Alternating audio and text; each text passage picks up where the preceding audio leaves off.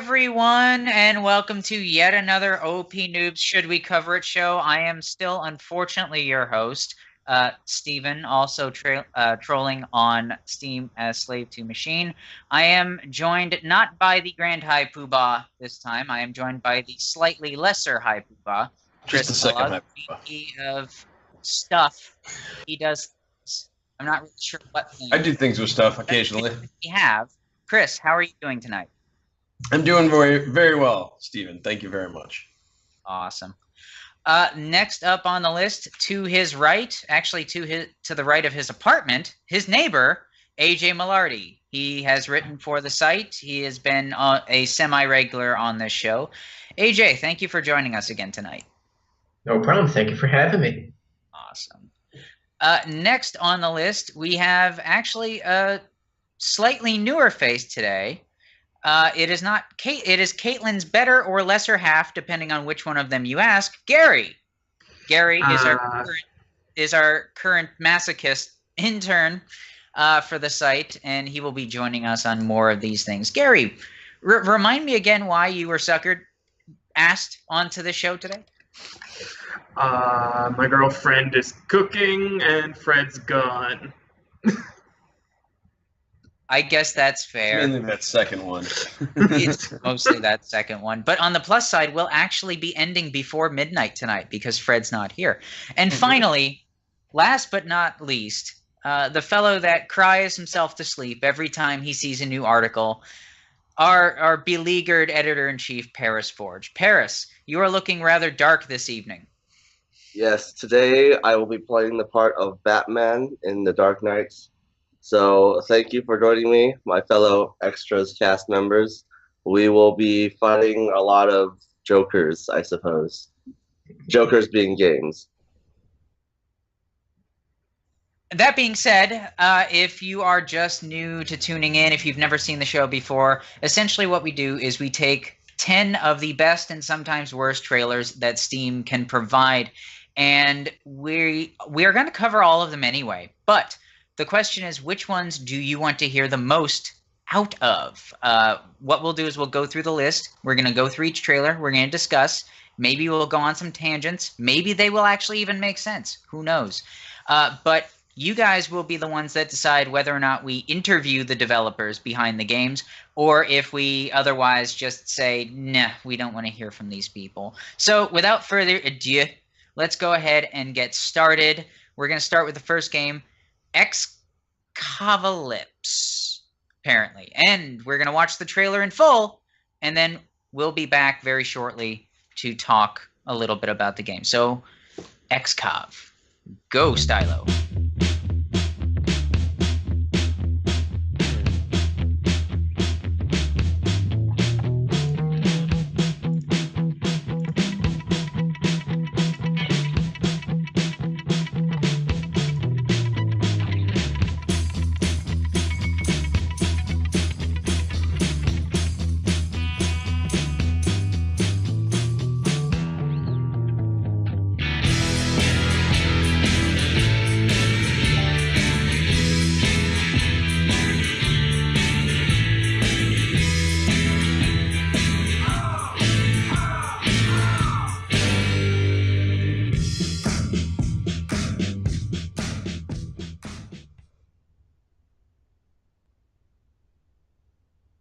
Okay, so the trailer usually gives us all the information we need, but Chris, if you could be so kind, could you please tell us a little bit about the developer, and then AJ, if you don't mind, if you could read a little bit about the developer themselves. Chris? Yes. So this is XCavalypse, and the game description is: months after a zombie apocalypse, a displaced group of survivors have come to the task to take back the city in an unconventional way, not with machetes and shotguns, but with a fleet of excavators. After a brief introduction to excavators, you'll be in control of a powerful machine to do the dirty work of cleaning up the city. However, you'll need to get there first, making your way into the city, destroying barricades, demolishing buildings. The task isn't easy, but it has to be done. All right, and for the developer information, we do not have much on this. All we know it's an indie dev called davevillz. Okay. So basically, I'm seeing Tonka meets Left 4 Dead. Is that kind of the same feel everybody's getting on this one? Definitely. Okay, Yeah, Chris. I mean, it seems like a pretty ridiculous excuse to just kill zombies with construction equipment. I Do you mean, need to be an fair, I'm not excuse, sure though? I've seen a lot of that, or I certainly haven't seen a game solely dedicated to that. But this is borderline just a physics game, you know? I mean, they could have given us more construction equipment. But do you really need an excuse to attack zombies with a backhoe? I mean, really. You have large power equipment, which I think everybody here has played with Tonka trucks in their youth, or maybe just last week. Depends. I don't judge.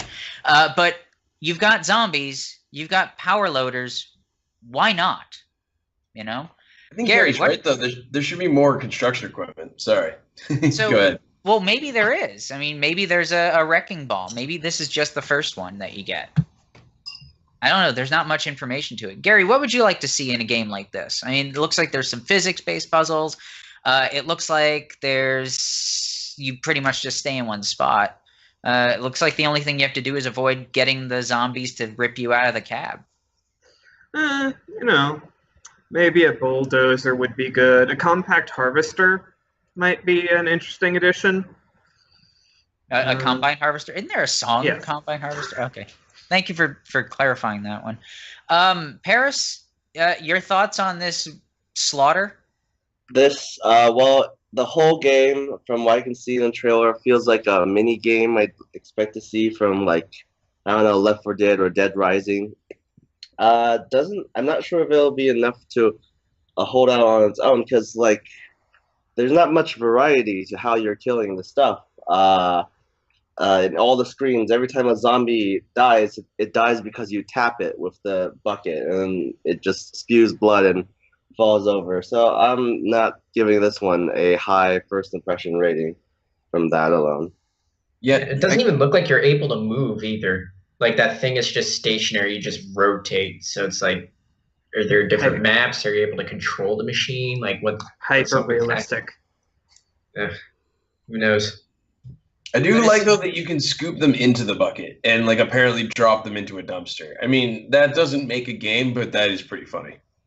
I don't know. It could just end up, because we've seen a lot of physics-based games over the last year or so, right? So I kind of like the idea of just scooping up a couple of them and maybe just flinging them against a nearby building, at the very least. I think that could provide at least 5 minutes worth of entertainment. But that being said, do you think that we should look into this any further? I mean, we're probably going to cover it. We're going to cover it anyway on the site. But should we actually reach out and contact the devs, AJ? At this first glance, I wouldn't say so, no. Okay. Chris? Didn't sound like you were all that excited. Yeah, no, I don't think so. I mean, this is basically a mini game that has a very nice veneer, from what I can tell. Veneers are shiny. Gary? If we had an infinite time, yes, but we don't. Fair enough. And Paris, I don't think you're going to jump on this one either, just to confirm, see we get everybody's sample. Yeah, no, not interested in this one. Sorry, developers and whoever worked on this. One guy. Nice textures, though. I mean, you got to really hand it to them. It looks very pretty.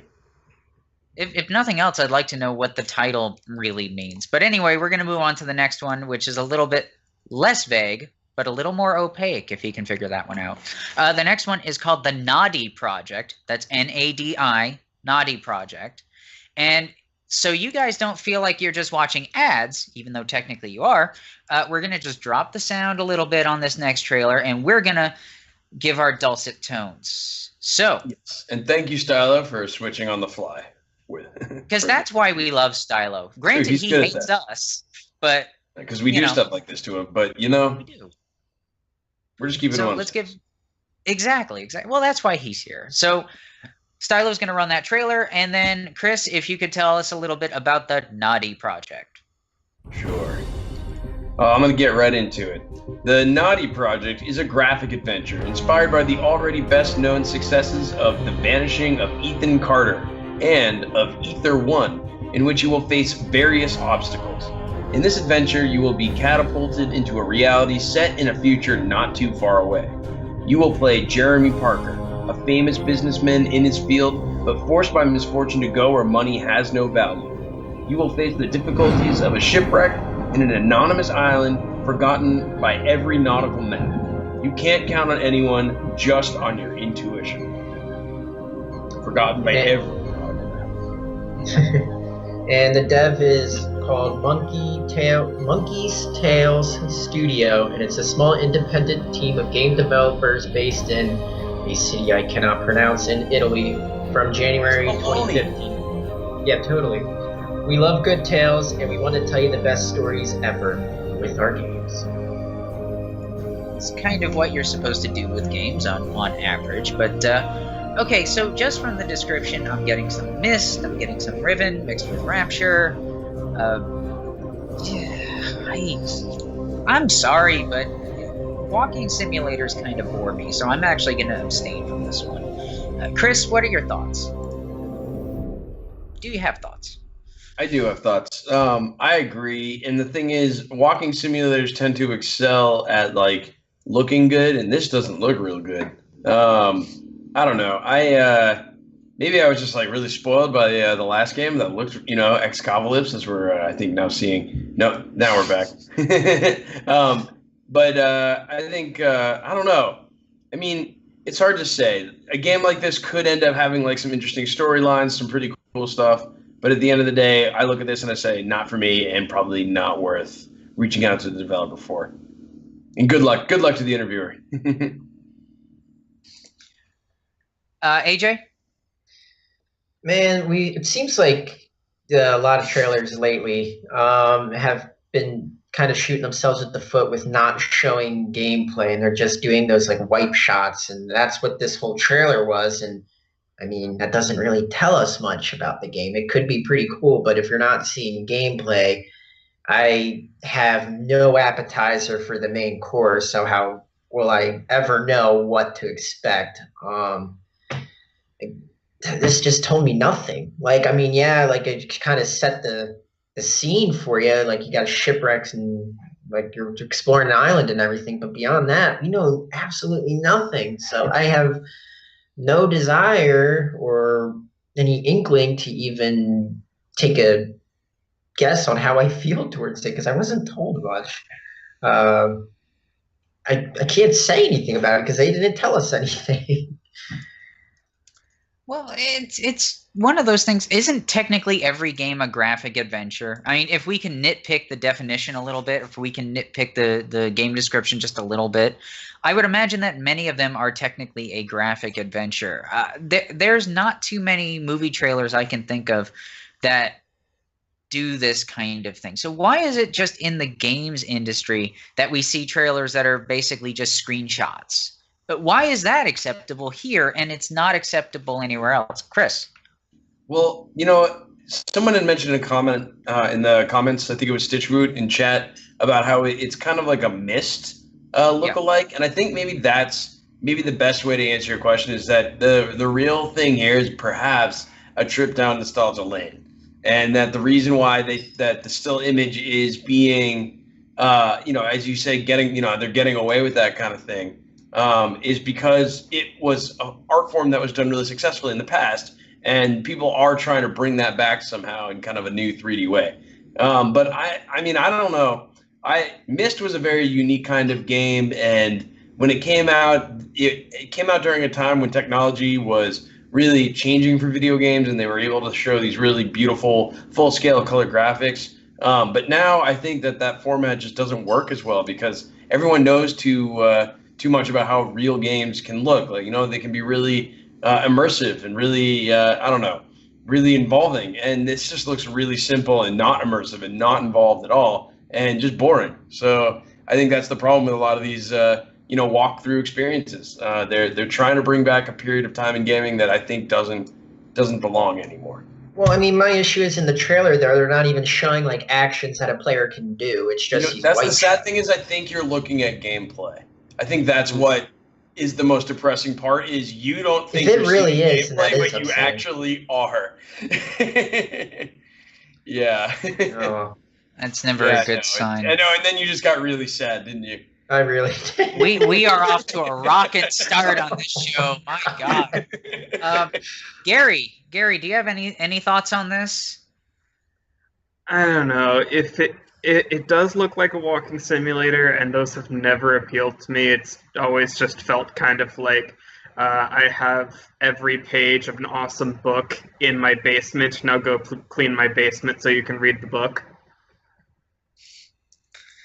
We're getting pinged in the chat from Stylo, who I swear does this on purpose to lull us into a false sense of security and then follows up with the awesome.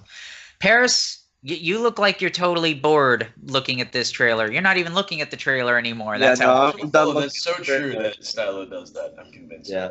Anyways, continue. I mean, still images. What they would be good if maybe you're trying to decide on a vacation spot and they're showing you all these beautiful places. Oh, hey, look, there's a waterfall and there's a rainbow or something, and I want to go there. But I'm looking at all of these establishing shots, and there's nowhere I want to go because I think I've already visited all these places somehow at some point. And if there's nothing just amazing I can do there, which from this trailer is nothing showing us amazing things, then yeah, I'm not feeling the urge to visit this project. I have never felt so much strong apathy in my life. That's what I get when I look at this. I look at this trailer, and just from a business perspective, I see absolutely no incentive for me to want to do anything with this, other than the fact that we're obviously looking at Prince's plane because it's super purple, and I have no idea why. That's pretty much all I got from this. So, next. However, we're now moving on to what I think is the best title I have ever seen in the history of this show. It is Blamdown, Udder Fury. Yeah. Chris, tell us about this. All right, now see that this is starting to sound cool. Blamdown is a fast-paced twin-stick shooter about a cow with a bazooka and a lust for revenge. That sounds awesome. Blamdown Udder Fury is all about creating chaos, blowing stuff up, and having a blast doing it. The game lets you jump on top of buildings, take out burger joints, and gun down enemy jetpack troopers and tanks. Battle your way across the American continent to avenge your girlfriend Rosa, who ended up as a Captain Patriot hamburger. Captain Patriot's trademark. I think that's it. Yeah, this sounds kind of awesome. Over to you, Miller. Alright, the developer is Guru Games, and their motto goes, "We are an independent game developer working out of another town I can't pronounce in Sweden. There are currently 8 members in our team, and our goal is to create exceptional experiences and memorable games. We want to leave players with something more than a short action extravaganza. We want to make players think about their actions within the virtual worlds that we create. We design our games in a way that lets them choose their own path, but forces them to face the consequences of the choices they make. We believe that games should respect the player's time and commitment, and our design philosophies reflect that." Okay, I have to disagree. Do not turn this volume down, Stylo. Let this amazing feature take total control of the show. We need to just keep rolling that trailer over and over again. We have explosions, we have cell shading, we have angry cows. We've literally got the makings of a game of the year. And destructible environments. I miss that. Yes. Like that used to be such an awesome thing that was such a part of 2006, and now it's just not. That's like they got rid of it. You know. The only thing this is missing is a PETA stamp of approval, which I would approve of if there was a PETA stamp of approval on this thing. How do you think Indians feel about this? Do you think it's a sense of revenge?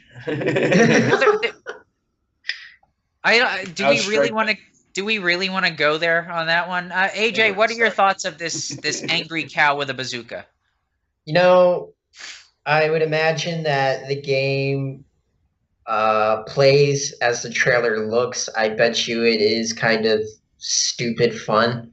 And I wouldn't expect like, to get like a great amount of deal of playing time out of this, but I feel like if you played it for like in short bursts, it would be a lot of fun. I mean, who doesn't like shooting up shit and just watching it blow up? The destructible environments look pretty sweet, so I think even that would just be like enough to scratch an itch for a little bit. Are you kidding Yeah, me? I would give it a shot. If this has multiplayer, I think, Chris, what do you think? E for I? If it has multiplayer. E for I don't know. You- Does it scratch a competitive itch? It's hard to say. Yes. You think so? Yes. I don't know. I look at this and I say like maybe this would be totally fun to play with friends, but I don't think this is competition material necessarily. But then again, you never know. This could be that one hit that suddenly becomes like the sleeper success story overnight. So I'm never gonna say never, but I'm gonna say hesitantly probably not. Okay. Sorry. Well, Didn't mean to dampen unlike some of the other games that I've ripped on. Oh no, it's all right. Unlike some of the other games that I've pretty much written off as one-note joke type of games, I'm tempted to say this is like it was said down in the chat by Stitchwood. It seems very much like it would be that one-note joke Goat Simulator with guns type of thing, which I think in the newest patch for Goat Simulator they actually give you guns. I know they did an RPG thing. I don't know if they've ever revisited that, but I don't know. There's something about this that calls to me. It could be the cell shading, could be just the random cow with weapons. It reminds me a lot of Destroy All Humans, the old PS2 game. Yeah. Yep. Maybe that's why I'm sold on it That's also automatically. You know what? If this game had like co-op too, so you had two players like going around shooting shit, I think that would be really fun too. I wonder if it does. It's kind of begging for it, right? Gary, what are your Yeah. thoughts? I honestly kind of want to try this. I don't know if I want to be the one reviewing it, but I'd buy this You just to want to try review it. Aw. What do you have a problem with cows? Got a problem with cows with bazookas? You speciesist? No? Well, I want to go on a rampage as a cat with a bazooka, just so I can say that I did. That's fair. Sure, Paris, how deep of a storyline, as the editor-in-chief, do you feel that this game would have? Oh, I'm feeling so much great storyline just coming off of this. Like, you could feel the character's pain as he is dodging missiles and shooting rockets at these tanks. This is an animal out on revenge. This is a cow finally getting it back against humanity. That, oh, no more stakes, because now humans are the stakes, and that's wonderful. It's a very twin fun stick shooter, not a twin stake shooter. So you need to raise the stakes. Would it be unfair to say that the stakes have never been higher? Oh no, this is the highest I've ever seen them. Like, it's just so Dude, much. you really stakes. stuck it to him there. Yeah. I I've had seen- to. You're really milking this one. Oh no. Okay. Whatever. That's utterly Yep. insane. How dare you say that? Wait, I have the a question truth for Paris. Did you hang out or not hang out, but did you ever go to arcades a lot as a kid, or do you like arcade type games? No, I've enjoyed them. Yeah. I usually get hooked on one machine at a time. Like, there was those games where you play once and they give you a card or something, and you get to make giant beetles with the cards or something. And I have like a whole deck of those. And I look back at my life as like how much money I put into getting this deck of plastic cards. That's funny. But yeah, I frequented some arcades. Well, I'm just curious, or just I'm in arcade game type games, because I wonder because I feel like this type of game, because I know you're making fun of the story, which obviously is not a huge in-depth story, but I just wonder if you liked arcade type games. That's all. Oh no, yeah. Getting a high score, high points, and all that. That's interested me in a few times. Yeah. All those points and the touchdowns and the home runs and the stuff. As long as it doesn't become repetitive. Like, I like Dark Souls for other reasons, but if Dark Souls was an arcade game where all the enemies are coming at you from the same position, and I was like, I'm not gonna do an arcade of that. I finally got to play Dark Souls 3, and you know where I played it for the first time ever? was, not kidding, at Alucard's apartment in New York City when I was there for Indiecade. Nice. Yeah, and I got my ass kicked repeatedly, and like again and again and again. And that game is just brutally difficult, man. I don't know why you do that to yourself. But props to you for sticking it out. And I just picked up PC Gamer today, and they gave Dark Souls 3 a 94. So clearly people love that game, but I just can't. 94? That's about 6 points off of what it deserves, but maybe that's just me. But anyway, getting back. Praise from Steven. More than an 88. Up. With a plus mark. I'm just more of a Doom guy. I guess I am kind of a Doom guy. I have to admit. I know that unfortunately he is not with us tonight, but Fred finally beat the campaign on Hurt Me Plenty. So maybe someday he'll move to a real difficulty level. But I don't think it'll be this. Yeah, called multiplayer. We won't get into that. But anyway, speaking of multiplayer, we are out of cow jokes, thank God.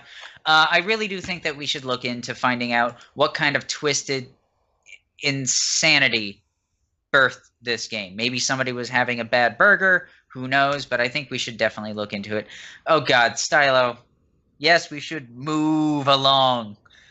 This is why we don't let you on the show. I'm just saying that now. The next game on the list, TurnOn. No, we are not reviewing OkCupid. It is legitimately called TurnOn. So, with that in mind, tell us about TurnOn. Oh, I thought this was about chat roulette, but maybe I'm wrong. No. Anyway, so TurnOn. The whole city has been plunged into darkness. After an accident in the power station, a living electric spark must restore electricity to the city and give citizens back their safe and carefree lives. TurnOn tells the spellbinding tale of a brave alien creature and its striking journey through Blackout World. Featuring a charming art style and visual storytelling, cute character personality, and a soothing and magical soundtrack, TurnOn makes the world the way it was before, but a little better in time. So we're still running the cow trailer. Oh, there it is now. Sorry. We're good. Tell us about the studio there, AJ. All right, the studio is called Brainy Studio. It's a 4-man Russian studio consisting of, and I'm about to butcher these, Vechny Roman, co-founder, CEO Anton Baranov, co-founder, CTO Ila Antonov, co-founder, concept artist, 3D modeler, game designer, and Dmitry Orgorov. No, I can't even try that one. I promise I didn't give this to you specifically because I know you don't do Russian well. And unfortunately, the Ukrainian in me is very sad right now. But I can't do any of it. That's okay. That's okay. So, Kellogg, what are your thoughts on this? I guess it's kind of like a puzzle game, kind of like a platformer. It looks cool. I think I'd probably enjoy playing it. The level design looks pretty nice. The general aesthetic looks nice. I'm still a little. I guess it is a platformer, but it's like a platformer on rails. You know, it's interesting. I don't know. I think I'd like it. I'm like struggling here to really like get a good feel for it, but I think it's probably gameplay based, and the graphics on top of that are awesome. So yeah, I'd say this game looks pretty cool. Sorry, it took me a while to get to that point. I know I had to like really consider that out loud. Nah, that's okay. From what I'm seeing, it's basically a standard puzzle game. We've seen some of these in the past, but unlike most where you have to collect keys and doors and whatnot, you just have to travel as a living spark, and you need to jump from rail to rail and jump from light source to light source. The art style is absolutely phenomenal. Yeah, I agree. Absolutely phenomenal. I don't know if it would be most people's cup of tea, but I'm a big fan of these kinds of puzzle games where you have to go through a specific pathway. But then again, that could be most puzzle games. AJ? Definitely the art is something that grabs my eye. I also like the music for the trailer. Yes. And watching the gameplay, there was a couple of times where it looked like it wasn't necessarily two-dimensional. Like there was one part where they're on the card. It's kind of like you got this 3D thing going on. Mm-hmm. I would definitely want to give this a shot because it does look like a really beautiful game. And the trailer, they're were just a couple of things that jumped out that made you think that the developers paid attention to detail. So for something like this, that obviously helps. But yeah, I would definitely give this a shot. Gary? I think it's beautiful. I think it looks really, really fun, possibly. I'd definitely like to see like an entire level played from start to finish, just to see what that looks like because I am only getting a basic idea of what the gameplay is like, but it looks really fun. Yeah. Has anybody played Watch Dogs, or I should say, has anybody actually willingly decided to admit that they've played Watch Dogs? Because I seem to be in the minority in most cases. Okay, so one of the key components of the gameplay in Watch Dogs was the hacking aspect. Essentially, it was follow the path from a junction box to a terminal somewhere. That's pretty much all the hacking was. This game is basically that from the looks of it, where instead of having to follow it with your character's eyes and whatnot, you are actually the spark that's traveling through the wires. So I am kind of pretty much sold on this. Even if we've only seen a little bit of the gameplay, I'm getting a really good feel from the trailer. And this is nice because it's a trailer that actually shows you what the gameplay looks like. Very rare. But the art style pretty much has me won over. It seems like Caitlin, who is stalking us, Gary, in the chat, also says this is kind of her thing. So I think this is a yes. Anybody want to disagree? No? It looks really pretty. Okay. Should we have AJ do the interview so that he can introduce each one of the developers by name? Yes. Yes. I'd pay money. You'd pay money? How much money would you pay? $5. Orodnikov. Really? I did pretty well. Well, you know, it's funny you mention that, because if you want to pay money to watch us humiliate ourselves, we have a Patreon, just to get the shameless plug out of the way. Chris, do you want to handle that shameless plug, since you are shameless in all of your plugs? I am rather shameless, and I plug away frequently. Yes, we've got a Patreon, and you can visit it by going to OPNoobs.com. It's in the right-hand corner. You see our icon for our Patreon. I'm pretty sure it's also just in our links below if you're watching on Twitch. So just have a little peek below. You can get there. Yeah, you know, at OPNoobs, everything we do is a volunteer effort. You know, the games that we get, sometimes we get Steam keys and sometimes we don't. All this stuff costs money. Hosting costs money.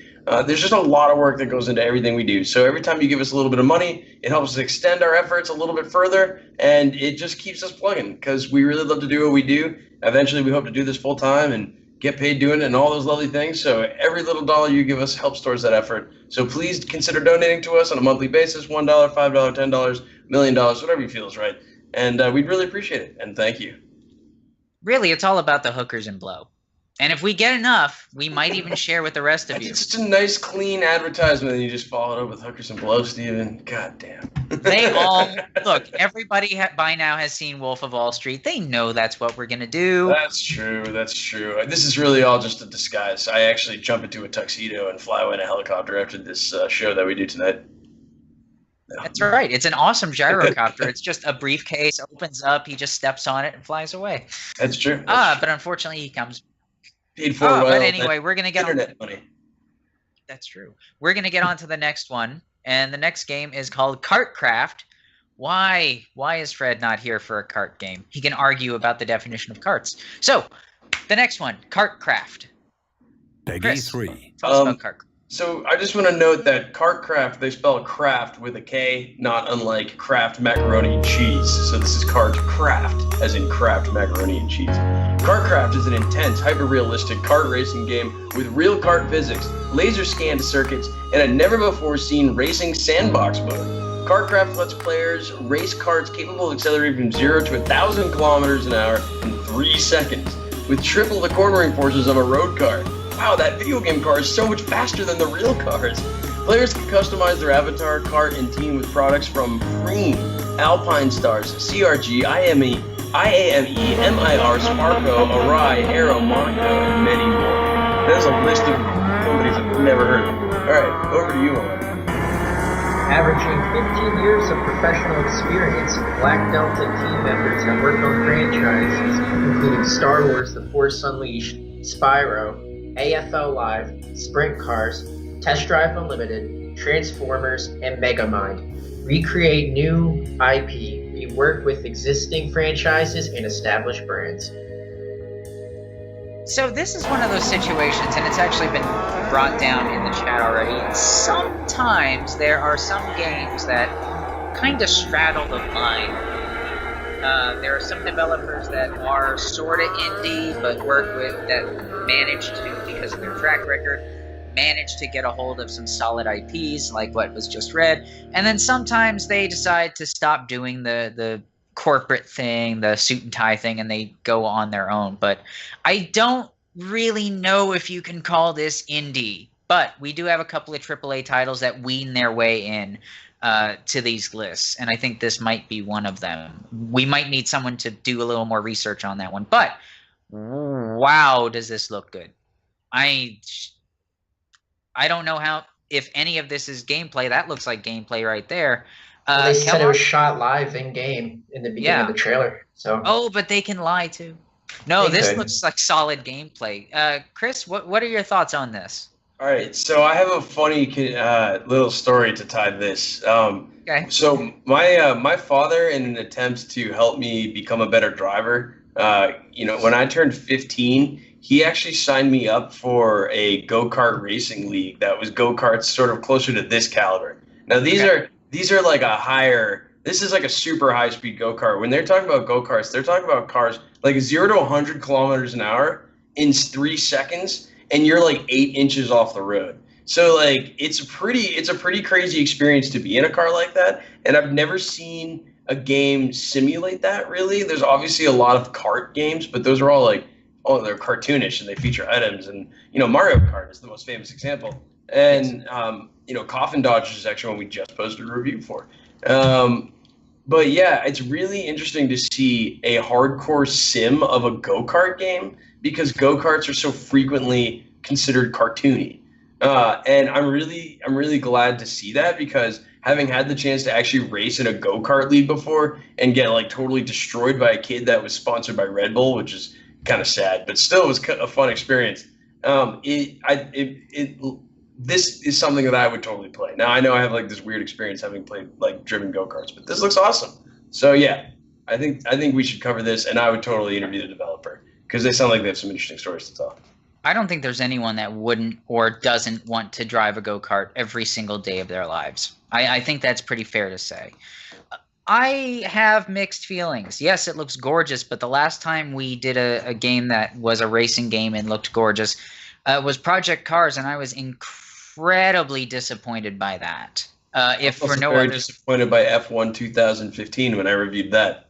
Yeah. So it's one of those things where it looks gorgeous and that's great and all, but it's the gameplay that actually matters.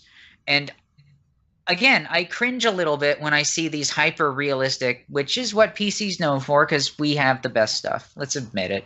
I cringe a little bit when I see a game kind of leveraging graphics over anything else. Maybe I'm just paranoid, but I've been proven right in the past. Gary? I agree that it does look absolutely beautiful.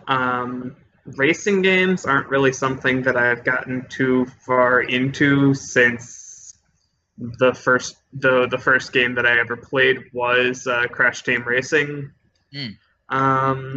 And I will admit that, honestly, the first thing that popped in my head was a weird mental image of a Blizzard top-down RTS based around go-karts. Slightly disappointed. Is that going to end up on Indiegogo or Steam Greenlight now? I wonder if anybody's feverishly writing that down. I will play it, and I will do my best to fund it as a poor college student.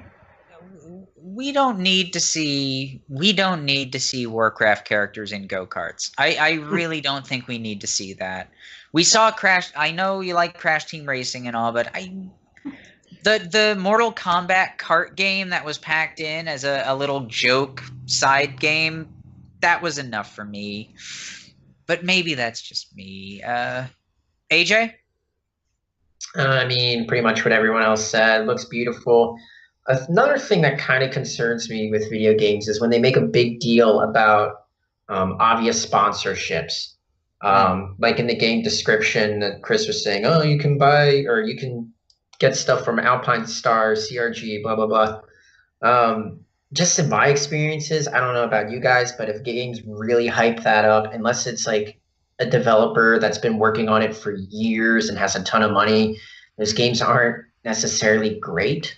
So it looks good, but the warning signs are there. But I mean, it looks so good. It's Why pretty not? typical with a racing game, though, like to have licensed stuff. You know, I mean, that's not as unusual with racing games, I feel like. Yeah, but if that's like the first thing you're hyping up, though, that's kind of. Well, I think that they're trying to be the first people to do an officially licensed karting game. You know what I mean? So that's probably like, and you're right. To be fair, it's not. It shouldn't be a selling point to be like, oh, we're officially licensed. But yeah, I guess that's why they're doing it. But I actually, you know, now that I'm speaking about it, I feel like you're kind of right because it shouldn't make up for a shitty game, and it can't. Also, it's a little niggling irritant, but it's one of those situations where when a sponsor's name is actually slapped on it, you can almost guarantee that there will be no collision or there will be no actual damage shown on the carts, which also makes me a little bit irritated, if for no other reason, not because I want to play Demolition Derby with carts, although I really want to play Demolition Derby with carts. It just kind of detracts when you've got this pristine, perfect little cart that just never changes. But then again, maybe it's just my own paranoia. But it sounds like it's almost all across the board. Let's say yes on this one. Paris, do you have any thoughts on this? I'm not gonna go reject it or anything. I'm just not interested in racing games. You know, going around on a course loop, not really my thing. When I heard the name KartKraft, I had this hope in my heart that we'd be able to build the carts and like put spikes on their wheels and do fancy stuff like that. But this is all right. This is fine. It looks good. I'm sure the kart fans will love it. It's not my cup of tea, but yes from me. Yeah. Pardon me for being a little ignorant. Is there actually like a NASCAR for go-karts? Is this something that kind of snuck under my radar? Is there? Yeah. Oh, yeah. It's huge. Like, I can't even tell. I was not kidding when I said I was like in a league when I was younger. I was in like a junior league, and it went all the way up to adults. And like we were given like smaller go-karts, but the adults had go-karts and went all the way up to 100 miles an hour. But you don't have any car around you. That's the terrifying thing about them. You're just in the go-kart. But yeah, it's a serious thing, and the go-karts are really responsive. They're way more responsive than like a lot of cars. So it's a really like twitchy form of racing style. And I'll be really interested to see how that translates into a game because it's not like F1 and it's not like a lot of the other type of racings, games that you'd be used to with larger cars. So yeah. That's fair. And while you were gone and we got a picture of your sweet table, I don't know if you overheard that bit while you were away, but my concern, just like AJ's concern, with when the marketing specifically mentions your affiliates or the people that are also sponsoring part and putting their name on it, that usually means that there will be no actual damage shown on the carts. Does that affect your opinion at all? Because remember, we've seen a lot of racing games, and you're not really supposed to damage go-karts. That would mean death in most situations. That would be death. But would you not support the idea of a battle kart game? I would totally support that. I mean, it would be kind of awesome if like there was like some mods for this that involved that. That would be great. I'd be all for it. Demolition Derby at 100 miles an hour. Demolition Derby mods would be hysterical, and like items and like, but things like more like missiles and bullets rather than like turtle shells. You know what I mean? So at that point, we're basically thinking of Twisted Metal go-karting. Wait, they already did that. They already did that with Small Brawl years ago on like the PSP, I think, right? I do wonder why they used KartKraft. Like, why did they call it craft? Do you build anything? I mean, it's possible. I mean, I would imagine you have to just construct your carts, but we will find out because we are going to reach out to the developers. We're going to find out more about this thing. So let's move on to the next one. It's a shame Fred's not here because it's all French. The next game is PataNoir. Chris. All right. PataNoir is a homage to the classic stories of hard-boiled private investigators with a knack for describing everything with complex similes and metaphors. In PataNoir, you solve problems by manipulating the hard-boiled metaphors used by main characters by the main character to make sense of the world in which he lives. Sounds interesting. Over to you, Malardy. Indie Dev, SiChris Productions. That's it. Nothing but the best research on these lists, I swear. So I think while we're waiting for the trailer to queue up a little bit, I kind of like this idea. And Paris, you might back me up on this one as one of the other wordsmiths. I like the idea of making fun of genres. I like the idea of kind of poking fun at the hard-boiled 50s pulp detective.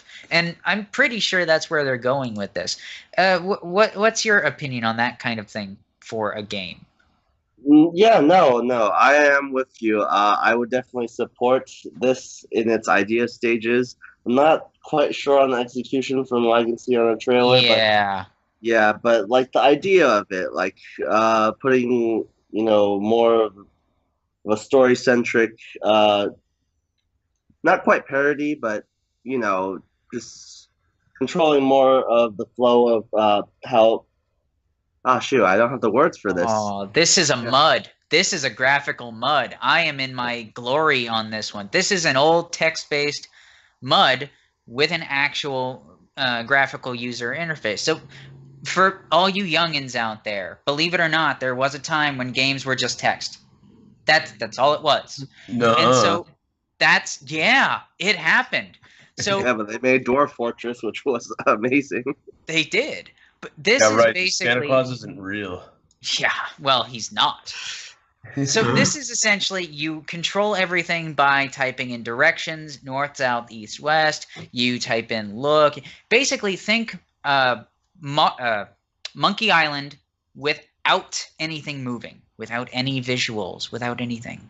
That's what this is. Now, the problem is, while I love this idea, I do not know if this would work in 2016. I do not know if there's a big enough market for this kind of thing.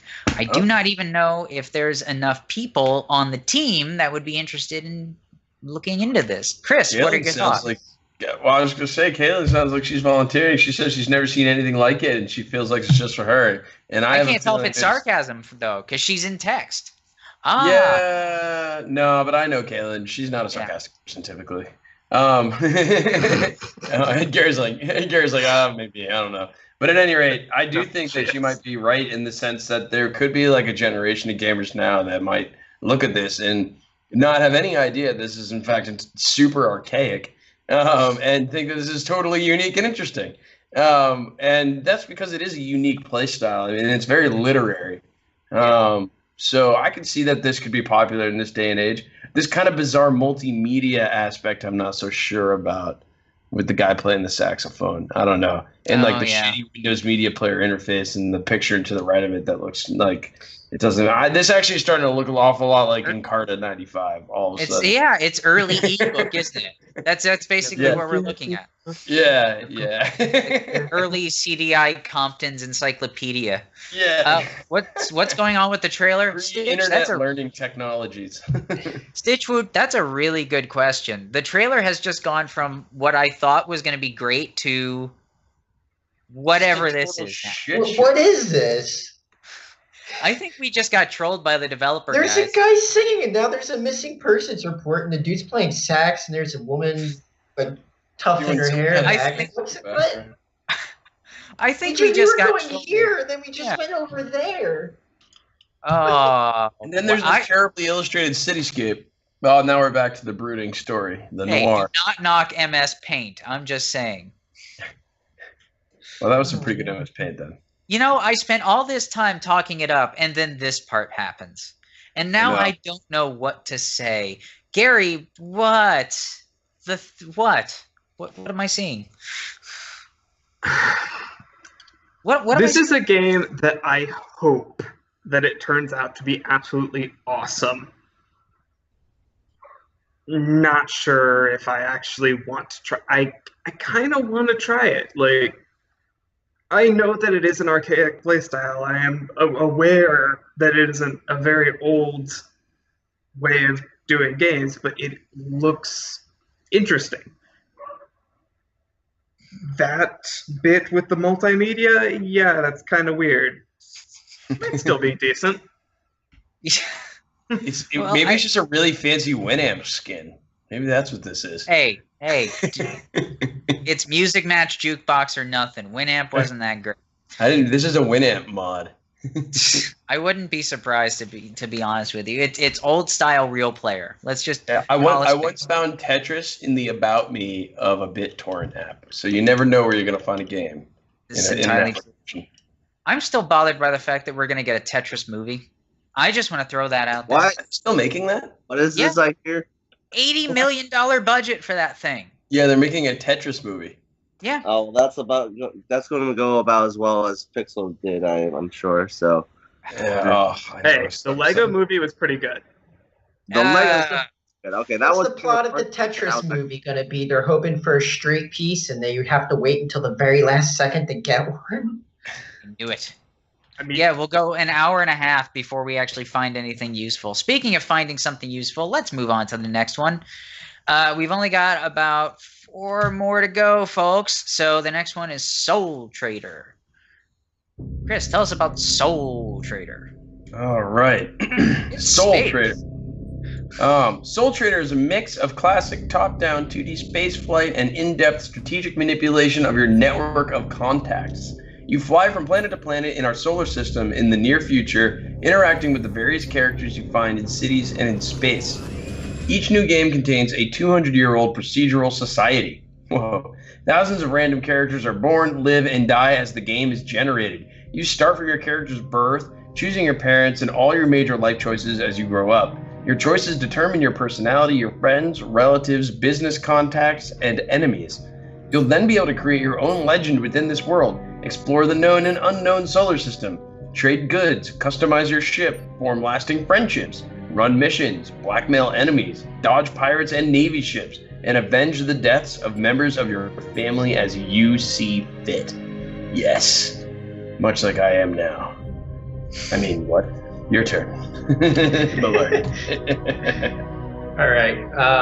It comes from single-person indie dev Chris Parsons. Chris Parsons started his professional video game career as a programmer at Elixir Studio for 4 years.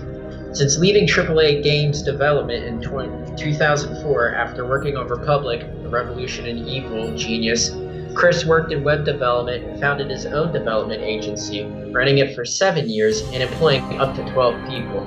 After moving on from that role, his love for creating video games was rekindled, and he began working on Soul Trader in November 2011.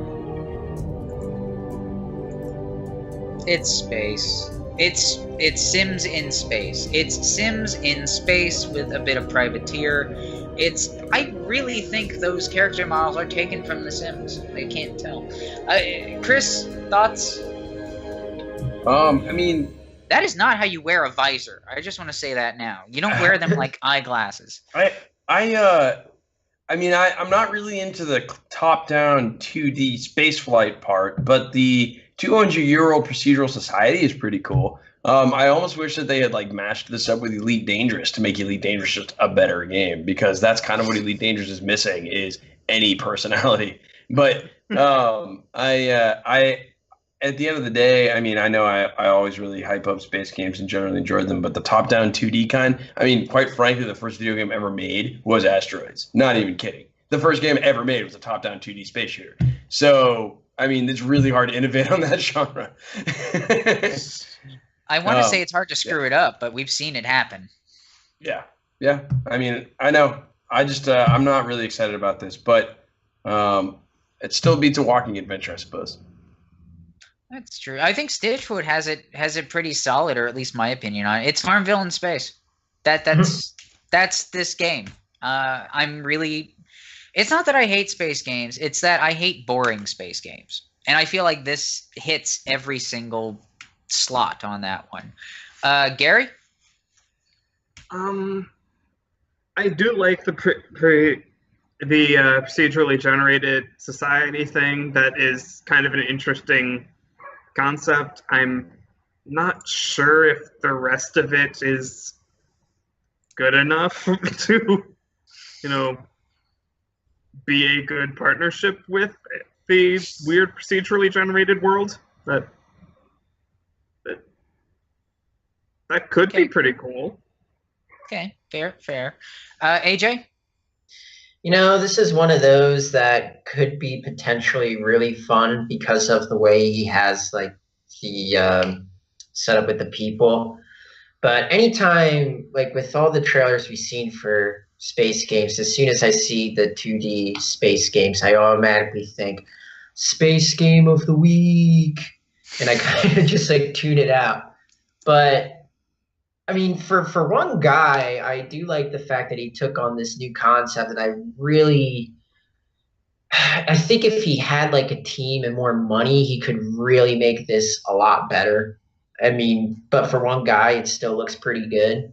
So I have to give him credit for that. But yeah, it looks like his idea might be solid, but just I wish there was just a little more to it. I really do. That's fair. Paris, finally, nail in the coffin, or are you going to argue against it? No, I'm not really for this either. Same points as the above. Space, no innovation here. I'm seeing flashbacks again. I'm sick of seeing flashbacks, but they keep happening. I'm not sure why. Space is the final frontier. Yeah, it was. I wish we see it every time. Yeah, if I didn't see the trailer, if I didn't see the like almost identical faces between all the procedurally generated people and the flat space exploration, I mean, I would have been okay with the concept. I'm not okay with how it's displayed here. No, it's just, it feels like the people that are on the screen, the faces, they're just commodities, but they have human faces. Like, that is what I'm feeling out of this. Like, this is the most special banana. It's a human banana, but it has a name, and that's wonderful, I suppose, but not eye-catching. That's fair. I mean, there does come a point, and really, folks, we do this for your benefit. The trailers that we go through and the trailers that we have Stylo and Dan pour through, with a lot of meth, they go through so many that they just start to bleed in on themselves, really. I think so many of these trailers, developers, and it's great that he's a single developer, but it shows. It just feels like we've seen this time and time again. Like Chris said, it's really, really hard to innovate on something that we've seen since way back in the 60s or 70s. And there's only so much that you can actually do. So please, we beg of you, developers, space is fine. Do something that other people have not done yet. Please? Speaking of things that everybody's done, it's an RPG. Yay. Anima, Gate of Memories. Chris, if you will. All right. Anima, Gate of Memories is a third-person action RPG that tells the story of two beings bound by an unwilling pact, an ancient monster, and a girl who lost her past. So unusual. So unusual.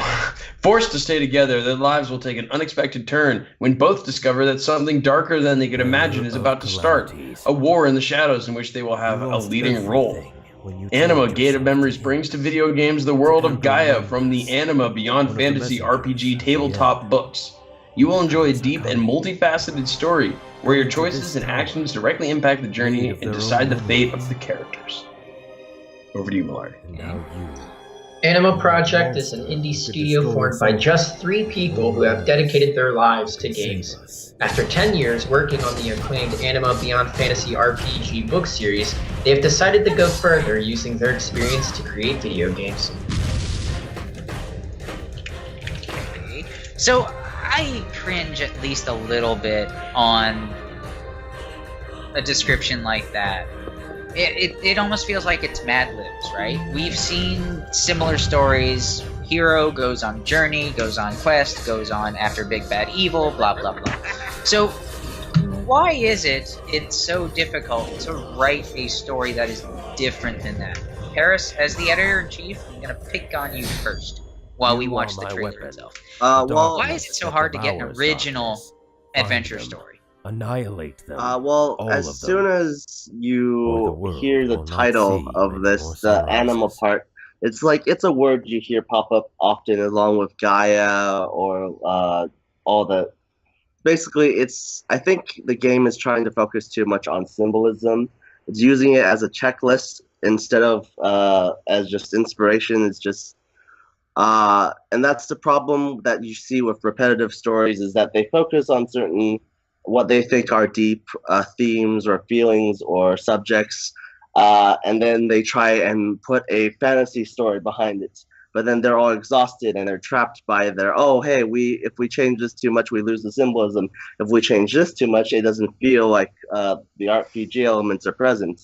So you get those combined. You try to make a new story out of different but pre-existing things, and you mesh them together, and it just creates these sort of, you see them in a row, in a line, and you feel that they're familiar because they're trying to touch on the same levels of emotion and the same audience, and it's just it becomes sort of it runs together way too smoothly.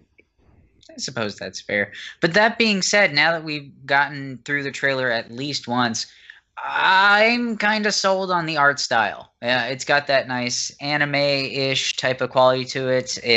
Honestly, it feels like a very well-polished game, just looking at the characters and whatnot. And I think some of the attacks are pretty solid. Chris, what are your thoughts? Yeah, I agree with that. I think it looks really nice. The attack system looks really cool. I mean, I'm a little skeptical about it being based on RPG tabletop books because it's just not. I mean, that's not typically something you would see out of an anime like JRPG, at least. Not that that matters. It could be a very good game. It's also just kind of funny. The trailer does say holidays 2015, so clearly this game has experienced a near half-year delay. No, but, that's it's totally fine. Cool. Yeah, it was no big deal. It just needed the extra time. I mean, it looks cool, and if for an indie game, it does claim to be an indie game. It looks beautiful, so I'm inclined to want to give this one a shot. There's some third-person action RPGs that are excellent.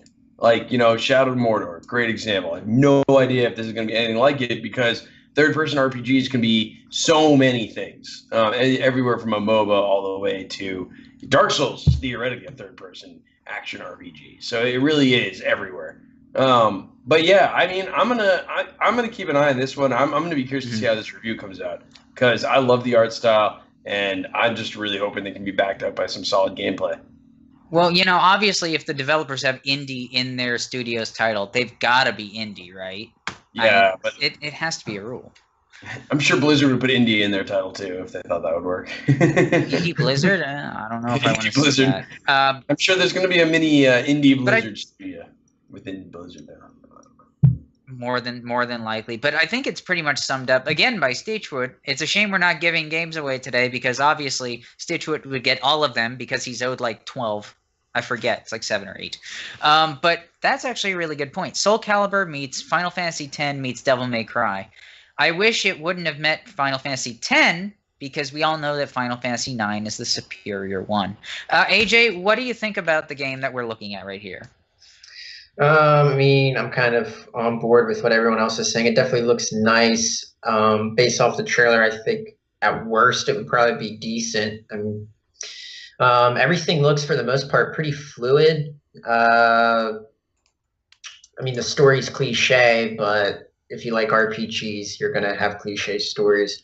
So, I mean, I would say give this a shot. It looks nice. Okay. It's really good, actually. Gary? It looks really nice. It looks like the gameplay could be pretty fun. The attacks look very neat. I still want to know what it has to do with Jungian psychology, but or unless they're just using that word as a buzzword. But no game developer would ever do that, right? No, of course not. They don't use buzzwords. That's marketing's department. So that being said, is this something that we should cover in depth? I mean, either way, we're going to do a review. Certainly probably going to do another look-see into it. Hopefully, if we ever get to 2015 and see a release. But Chris, what do you think? Should we reach out to these fellas? Should we find out their mindset behind all this, or should we just move forward? I think they're worth talking to for sure. They, for an indie studio, they're certainly looking a lot like a AAA, at least accomplishing a AAA level of quality. But yeah, I mean, I think we should totally reach out to these guys. I have a feeling this is going to be one of the better games that we end up reviewing this week. Okay. Anybody say that we shouldn't? Anybody not feel enough about it? Nobody? Going once, going twice? Well, onward. Hearts of Iron 4 is the next one. And it is yet another war game. That's also original. So, Chris, if you could, tell us about yet more war. All right. Hearts of Iron 4. Victory is at your fingertips. Your ability to lead your nation is your supreme weapon. The strategy game Hearts of Iron 4 lets you take command of any nation in World War II, the most engaging conflict in world history. From the heart of the battlefield to the command center, you will guide your nation to glory and wage war, negotiate, or invade. You hold the power to tip the very balance of World War II. Is it time to show your ability as the greatest military leader in the world? Will you relive or change history? I should have backed up. It says it is time to show your ability as the greatest military leader in the world. That was not a question. Will you relive or change history? Will you change the fate of the world by achieving victory at all costs? Over to you, Mark. Since 1999, Paradox Interactive has been a leading global publisher of PC-based strategy games. World-renowned for its strategy catalog, the company holds a particularly strong presence in the United States and Europe. Our main website for corporate inquiries, information about the upcoming IPO for eligible countries, and other information is available at www.paradoxinteractive.com. IPO? That's interesting. Yeah, right? I don't think anybody really needs to be explained who Paradox is. We've highlighted them on multiple shows. We've done interviews with the guys. We've done reviews on a number of games. I hate to admit this, I have not played any of the Hearts of Iron series. I don't know why, but is there anybody that has played any of the earlier games in the series? I've played some Paradox games, but I'm pretty sure everyone has. Yeah. Again, I feel like we have to rail on this at least once a show. If we're going to base our opinions off a trailer, which is what this show's about, and indeed, whether we like to admit it or not, that's what we do when we go to Steam. I mean, just not we as a team, but we as individuals. When we go to Steam and we look at a trailer, that's usually the first thing we're going to see about a game. Please do more than just show newsreel clippings from World War II. Please. I want to know what the game is about. I might want to jump in, even though it's the fourth game in the series. So I admit I will have to abstain from talking about this because I don't know much about it. But even so, Gary? Well, I also don't know much about it, but World War II Footage Simulator 2016 sounds like an interesting game, but I don't know. That's what I'm seeing from the trailer, and I don't know anything about the rest of the series. War happens! Sounds fun. Stylo's going to get us some gameplay footage since the trailer was not all that great. So we'll be able to see that in a second. You know, at the very least, I feel like I'm watching the History Channel with this trailer. That's not knocking on the game. It's probably a fantastic game because, again, it is Paradox, and we like Paradox. But, AJ?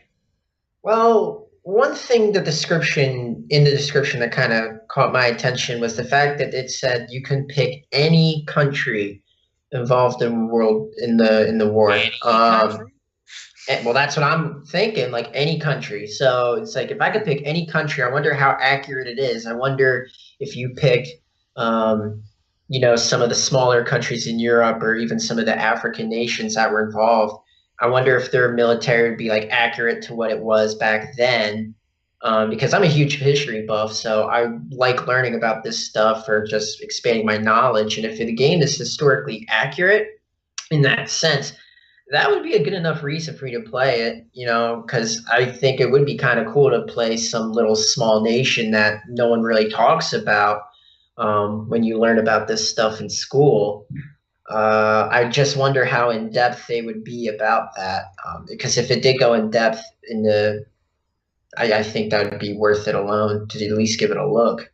I'm not really sure if I want to see how my own home country of Poland, how their army is represented in this game, because it would not end well. If I remember correctly, our grand army was basically a cart, a donkey, a cannon.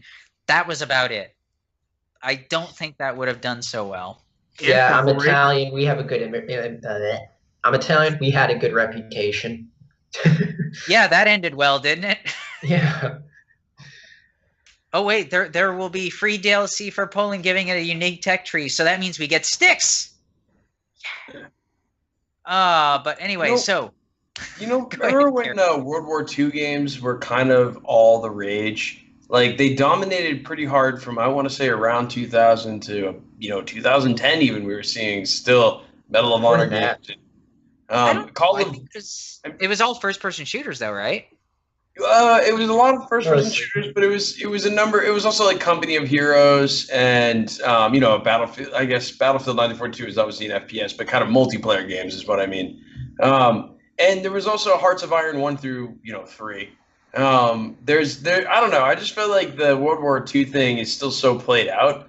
I'm glad they're making Hearts of Iron 4 for the people that are going to want this game, because it's kind of like the Total War series. I think there's always going to be people that want these games. But still, man, I just feel like what's left of World War II.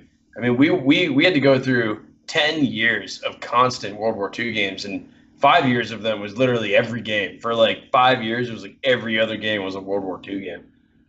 So when I look at another World War II game, I'm like, I'm still burnt out from that whole era in history, personally. But then again, this looks beautiful, so I'm glad that we have it. I'm glad it's there. It's just not for me, I think. I regret the fact that Fred is not here. We can't make more French jokes. I really, really regret that. Gary, go ahead. Now that I see some actual gameplay, it looks kind of interesting. I don't know. That was not the most enthusiastic vote of praise there. Yeah, it was kind of interesting. I hope they put that on the box.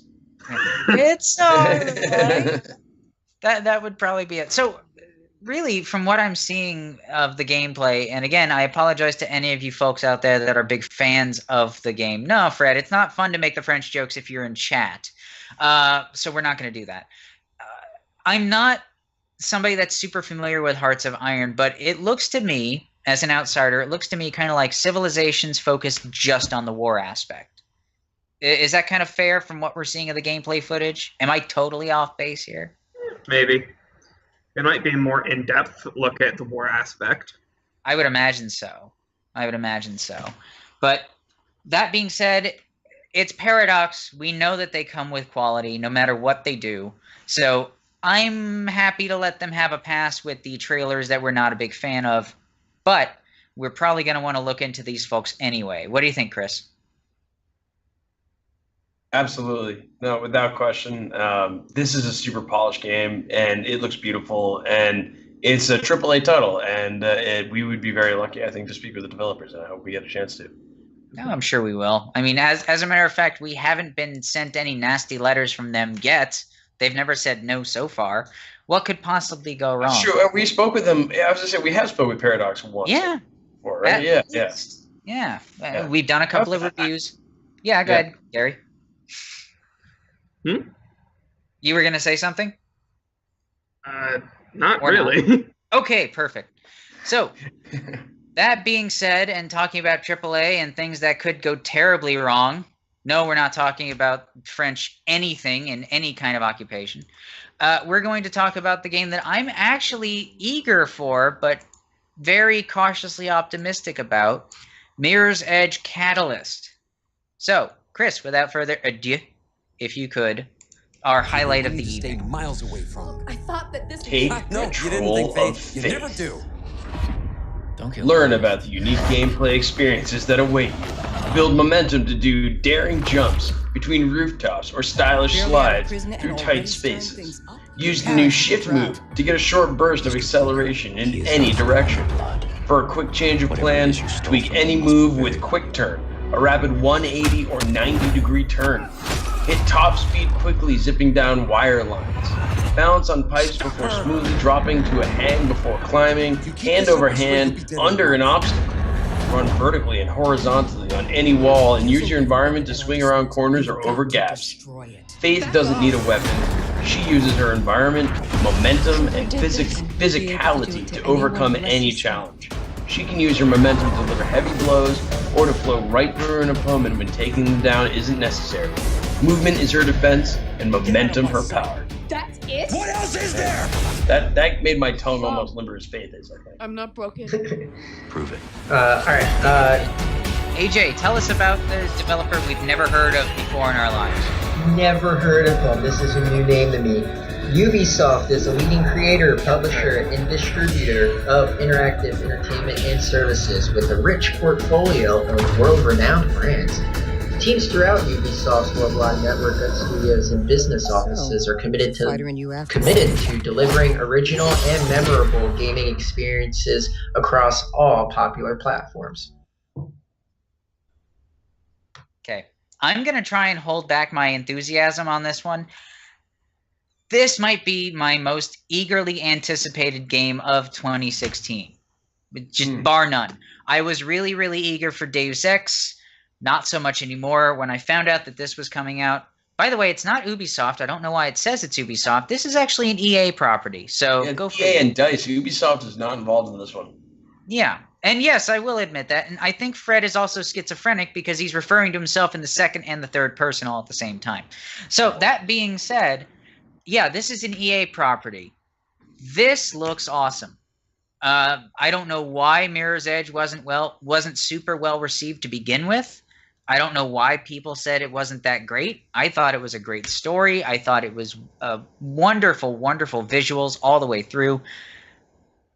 I'm kind of hesitant about this Michael Bay version of Mirror's Edge, though. Chris, what do you think? You know, I didn't actually play any of the other Mirror's Edge games, but I know the type of gameplay it can provide because I've played games like it, and I know that I would enjoy this game. And Mirror's Edge is a game I've always wished that I had a chance to play because I really, really like games that involve a lot of physical movement. You know, one of my favorite things about the most recent Doom game is the fact that you can jump around like crazy and even just do ledge grabs in a way that like you couldn't do in an FPS sort of arena style before. I think that this is the kind of game that really does make you feel like when you're the gamer that you're not gaming, that you're actually for a moment becoming that individual that you are playing as. And I want that experience, and I think that this is probably going to deliver that experience in a way that no other game has before. And I'm really hoping it has VR support because I have a feeling that VR in this game would be baller. So, It almost has to. And like Stylo said down in the chat, the original Mirror's Edge, if you want it, it's on Steam for $10. A measly $10 to get. I did not know that. I should get it. Yeah. I don't know if it has VR support either, but I would imagine of all the games that would need it, it would have to be this. Also, AJ? Can I just note real quick, too, that they did captured in engine, so much of what we're seeing is actual in-game graphics. Just want to note that. Yeah, this is one of the very few times I will ever say that this is definitely gameplay footage. It was photorealistic in the previous game, and now it looks like it's photorealistic with lens flare now. So J.J. Abrams is somewhere in this. So now we have all those beautiful graphics, completely precluded by a lens flare. But yeah. Pretty much. I would imagine this would make me sick to my stomach if I was playing it with the Oculus, though. Yeah? Yeah, the fighting would be a little weird. I would imagine so. AJ, have you ever had any experience with either Oculus? Well, actually, you did, if I remember, a while back. Not that we can talk about it because of court dates and all that stuff. But I remember that you had a hand in playing with the Oculus when Chris had it. Yeah. Or still has it. Yeah, I somewhat remember that night very well. No, the Oculus is cool, and if this was VR compatible, that would be awesome. But wait, now I lost my train of thought. It's okay. We actually saw it derail as you were having the thought. Yeah. Can we wait a second while it gets back into the station? Because it's sure. Gone. I don't know where I was. No problem. Harris, have you ever had any experience with Mirror's Edge before? And if not, why not? Very small amounts, and I actually got sick. I didn't even use VR to get because it's sort of on the level of, like, it's much better then, but it gives me the same sort of vertigo as the games where you have, you know, those bobbing mechanics where when you walk forward or something, it's bopping and the screen shaking up and down, even though you're sitting down still, and it just kind of gives me a headache. But no, I like Mirror's Edge in that, you know, I like the Assassin's Creed parkour mechanics, and I like having a bit more gymnastic control over that in a wider area where they rely on that more. So, yeah, I don't think anyone will actually disprove that, so not much more I can say about Mirror's Edge. Gary, any thoughts? I always thought it looked neat. Primary reason I haven't ever played it is because it never springs to mind when I actually have spare time. I haven't played the original. I probably am going to forget about that this one exists until Caitlin reminds me. Is this something that would make you sick? I don't know. I've never gotten sick playing a game. I don't think we've ever spent so much time discussing people getting sick when talking about a game. I have to be honest with you. It's a real problem in VR. I mean, I bring this up, you know, every now and again, but in VR, man, I don't get sick playing any other games. I don't get sick in a car. I don't get sick in a plane, a boat, whatever. In fact, I'd never experienced motion sickness my whole life until I had it in VR.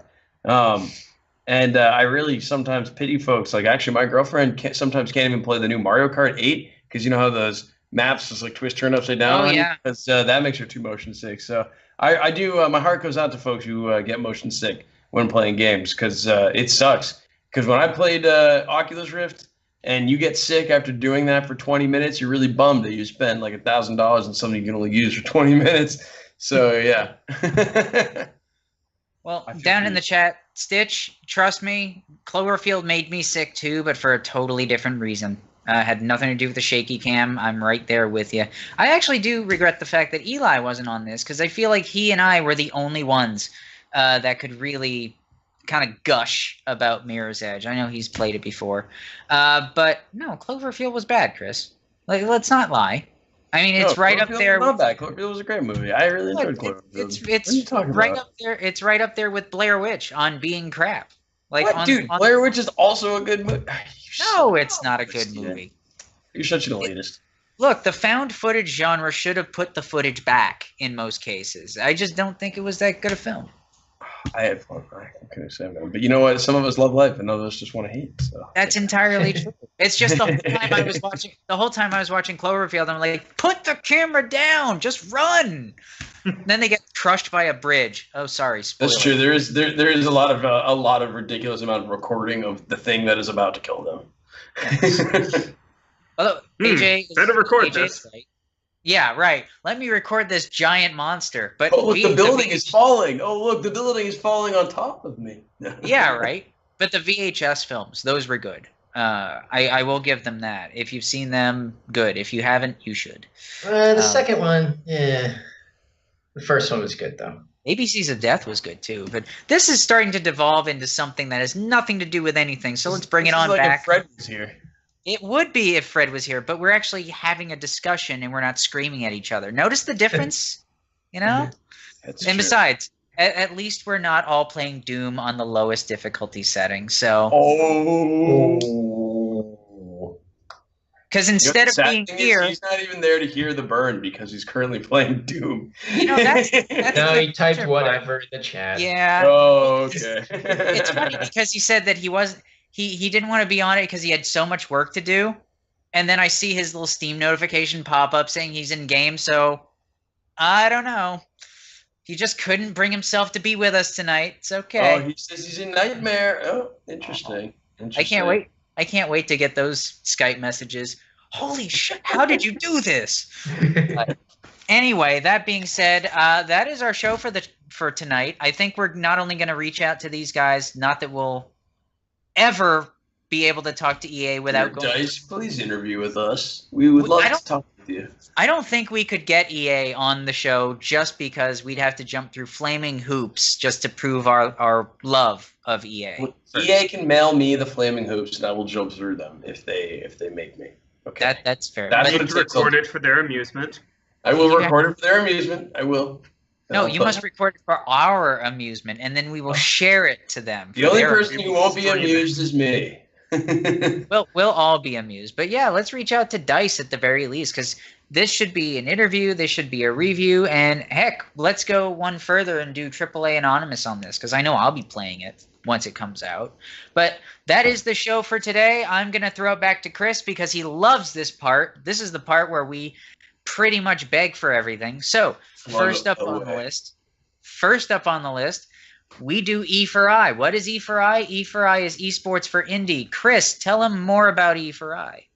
All right. Well, E4I, like you said, is Esports for Indie. That's our esports initiative where we get with independent developers, not unlike the folks that you've seen tonight. We did a Red Solstice tournament not that long ago, and we have a Verdun tournament upcoming this June. I think the live tournament is going to be 18th and 19th. We have preliminaries to begin before, but the 18th and 19th is what will be broadcast on Twitch and is what everyone will be able to view. So please join us on Twitch at OPNoobs Online, where you're currently viewing. We would love to have all the viewers possible. We're going to have giveaways. There's going to be a whole weekend of interviews and just awesome tournament broadcasts with commentary. And again, like I said, giveaways throughout the entire day. It's going to be really, really fun. So please tune in. And I might as well just bother one more time to plug our Patreon.